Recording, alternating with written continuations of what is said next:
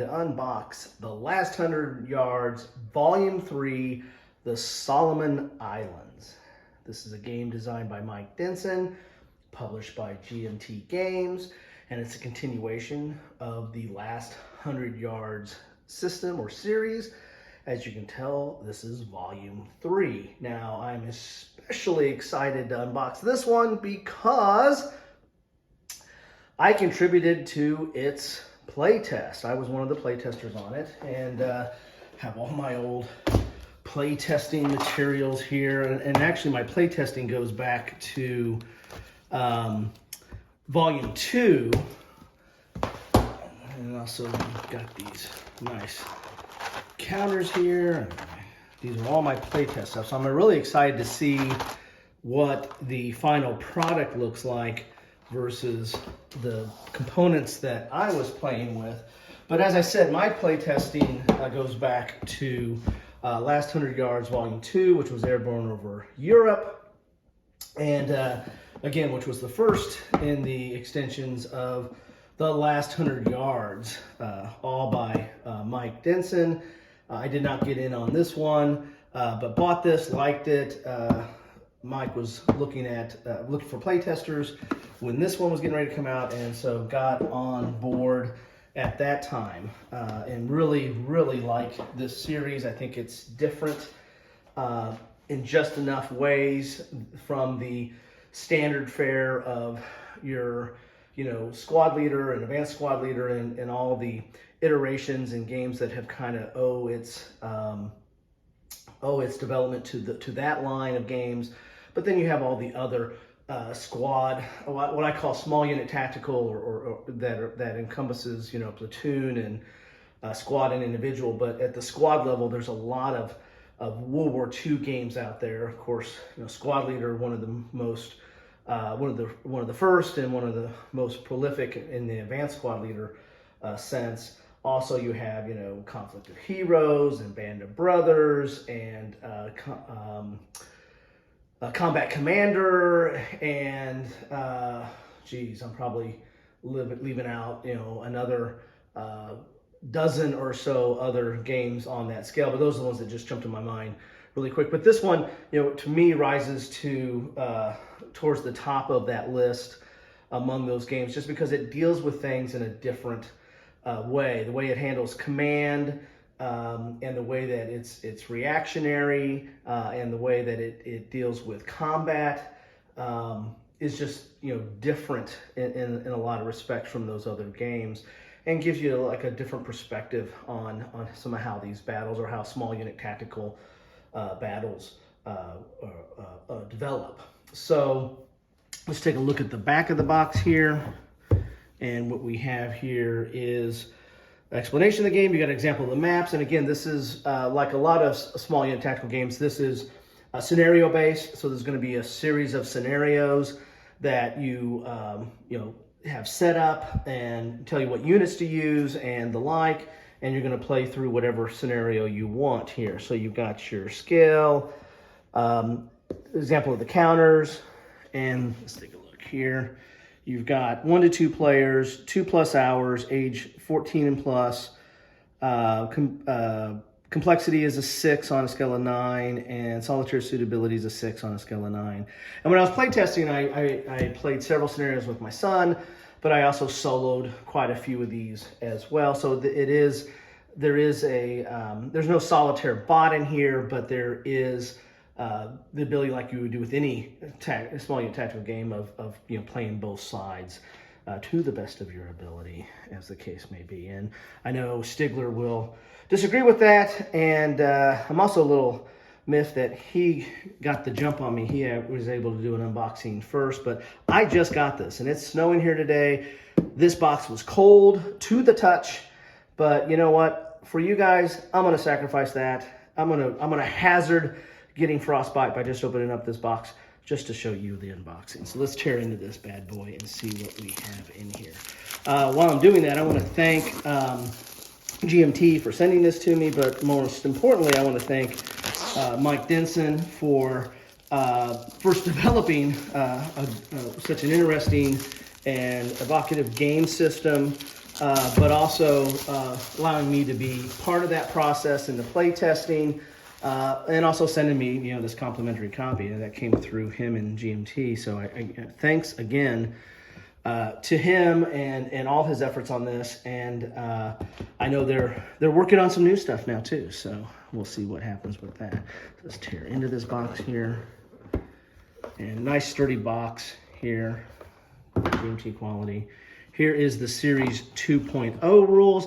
I believe the Airborne over Europe had the 1.1 rules, so they're constantly revising and trying to get these rules in a good shape. So they're kind of learning from that. I guess this is kind of a living rules, which is kind of similar to, consistent with the way GMT does other games. Not an overly complex system, but it's different. It is different. So if you're used to the squad leaders of the world or even the Conflict of Heroes or any of those kind of games, this is different. And the how things are done and the order of things and how you do combat, they're all just a little different. So once you get that down, it's not too hard, and it's easy to kind of crank through these games and understand and get to the playing of the game. The rules are always the first hurdle, and then you want to get to the playing of the game. And there's a lot of gameplay here, and you can get to that pretty quickly, but it does take a little bit of learning to get through how things are different, because you have to kind of unlearn some of the standard stuff that you might learn. Lock and Load Tactical, that's another one that's out there too. Good system. You have to kind of learn some of the things that you learn from those games in the way this thing is done, the way that this game is done. So you get the rule book here. It is 40 pages, but there are some do-it-yourself mission forms here on the back, and you've got some charts here. And again, since this is probably trying to start, cover all the stuff that we've learned from the first edition, which was Western Front, and then the Airborne over Europe, which was mainly parachute type missions, and then this one, which is Pacific. They're trying to, I guess, encompass a lot of those learnings. So this rule book is probably getting a little bit bigger on that kind of aspect. There's an index that starts at 33. Oops, sorry there. And then there's optional rules there. So really you're only looking at about 30 pages of rules, but there are notes and, commentary in there throughout to kind of help you learn the game a little bit. So I'm interested to see how these rules look a little bit different than what, what I've been using over the time. I've kind of seen how these develop, which is kind of interesting being part of that process. Here's your playbook, which is going to have your example of play, or your explanation. Has a full walkthrough of play, I think, or example of play that kind of walks you through the different aspects of the game and some of the different elements and how it might be, different. So, and that's consistent with other GMT games, and I think that's a good resource to go through, especially in this one, to kind of figure out how it flows. This is your casualty track, which again, start off the bat, this is one of the differences from other systems. The missions are based on a time track, so there's going to be, one side's going to be the attacker, one side's going to be the defender, and a lot of cases, how many victory points you get, or whether you win or lose, is going to be determined upon how quickly you did it. Like for the attacker, they usually have to do it in a certain amount of time. Otherwise, the other side's going to get more victory points or win the scenario, so to speak. So time is a factor of your success, or will factor into what your success is. And so you've got your increments of time, and after each turn that you that after it lapses, you're going to roll the dice and see how much time elapsed. So like if you roll 1 to 2, you get 2 minutes. And if you roll 9 to 10, you're going to get 5 minutes, and so that's going to be random of how much time it took. So you'll play out the turn with your actions and reactions and movements and combat and what have you, and then you'll roll for the time, and then that chart will keep going, and that's going to affect what your success is for that individual scenario. Also, you're going to have a casualty track, and usually on the missions there is a number there for the attacker and for the defender. of where of what their threshold is, and if you exceed that threshold, that's one way to win. So there's usually in the mission there's an objective, and that's how you win the game. But there can also most scenarios, if not all, have a casualty track threshold that once you exceed that, you win the game.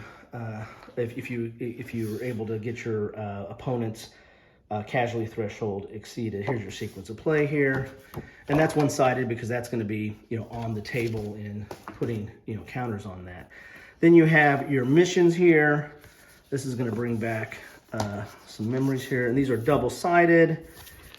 So, and they're starting off with mission 33, so I guess that's going to be an extenuation from the missions that were in Airborne over Europe where they left off. But you can see here you have your forces that you use, who has the initiative bonus, your casualty differential. That's one thing I was telling you about. Like, so America's threshold is 3, Japanese is 5.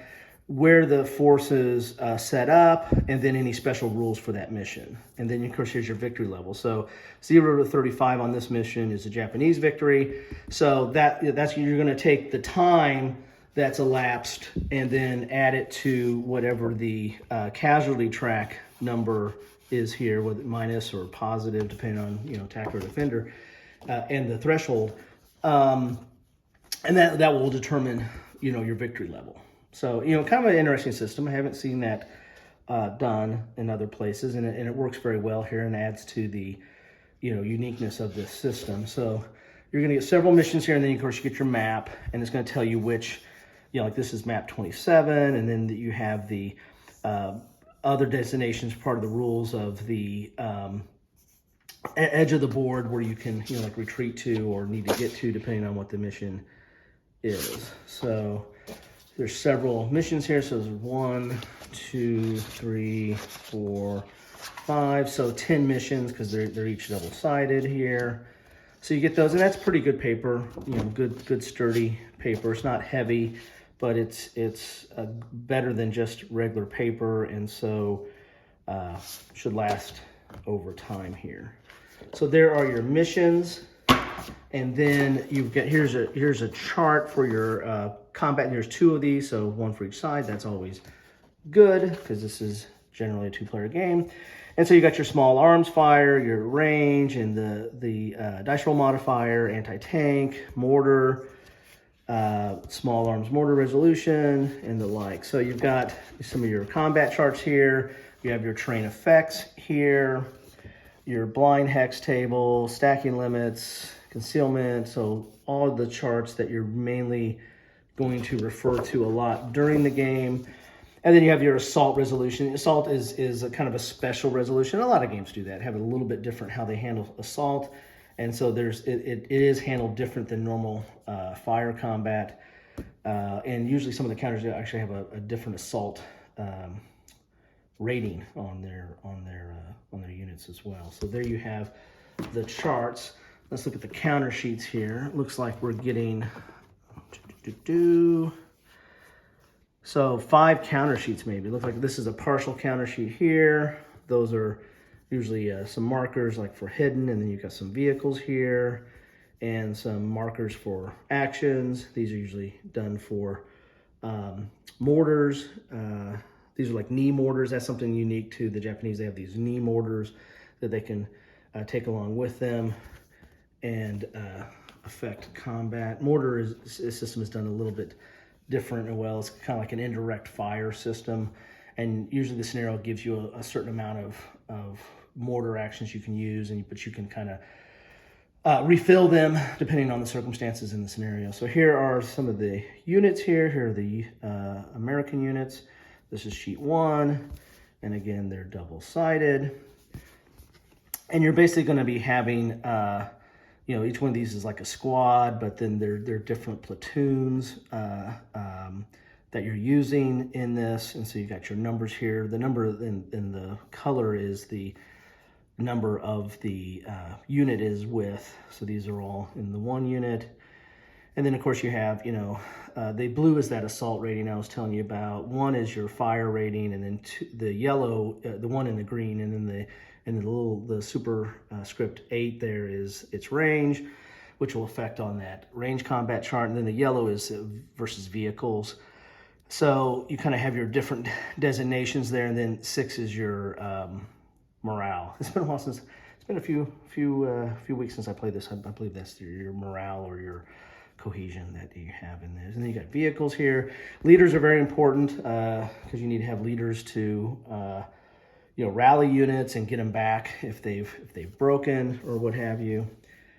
So you get the backside there. This is sheet number 2. Here are the Japanese.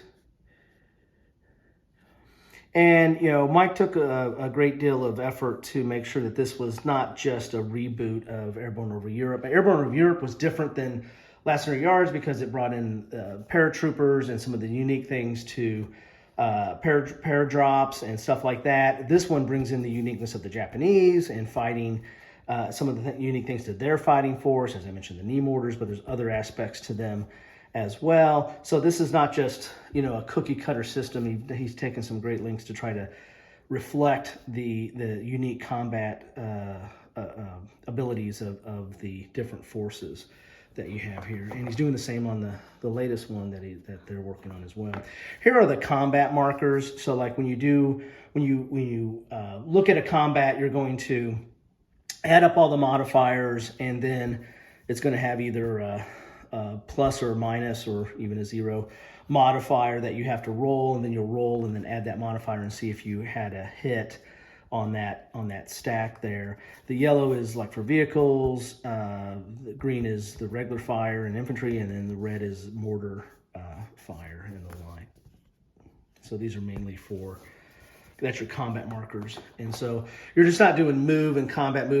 You're doing your action and reactions, and then you're putting out all your combat modifiers at the same time. And then at the end of the turn, you're rolling each of the different units. So one unit could have several of these modifiers on there, but you're going to only get one hit depending on which one was successful on its combat resolution roll. And here's some more markers. These are for mortars, and then you've got some just notations or administrative type markers. It looks like that this is noting an assault combat. Here's mines, smoke. There's also a rule 2 for heroes. That if you roll a certain number, and that could be a bad thing. That guy could go kind of ballistic and just go running into the other side, being a hero, and that might not be what you want him to do in that case.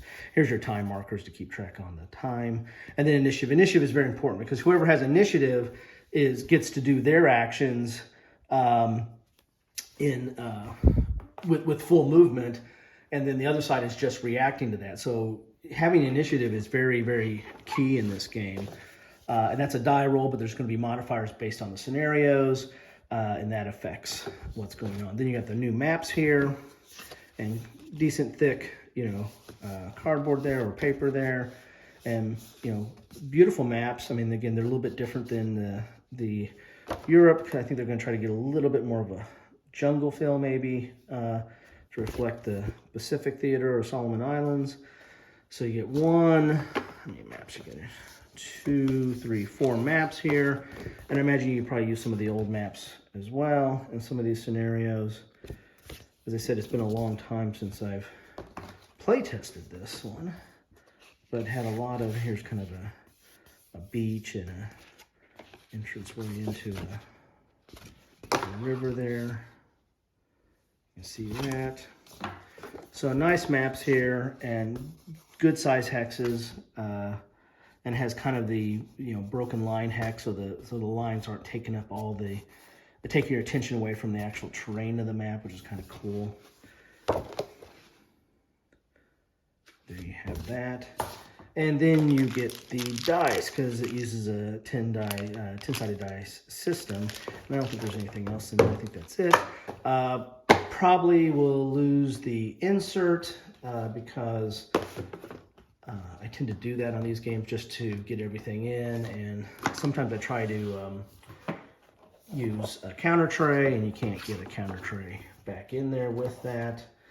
Plus, I don't find GMT's inserts to be all that useful necessarily, because they just kind of they're mainly just to hold the stuff in place during shipment, but there's not a whole lot more that they do, especially with as far as storing counters and the like. So that is The Last 100 Yards, Volume 3, the Solomon Islands. I would like to say hot off the presses, but it's cold in my fingertips because this was sitting on my front porch, and it is pretty cold out today, and it's snowing. Actually, I just looked up and it's just stopped snowing here a little bit, but wanted to get this to you and talk about this. This is a good game system. Definitely you should check it out and try it out. Even if you have a favorite, if you're an ASL person, or a Lock and Load Tactical, or Conflict of Heroes, or Band of Brothers, or whatever is your soup du jour, this is still worth checking out because it does things a little bit differently. It's a little different kind of system. It makes you look at the combat a little differently and play it a little differently. So I really enjoy the uniqueness of this system and how time factors in and the like. So check this out. Thanks for spending some time with me as always, and enjoy the rest of your day.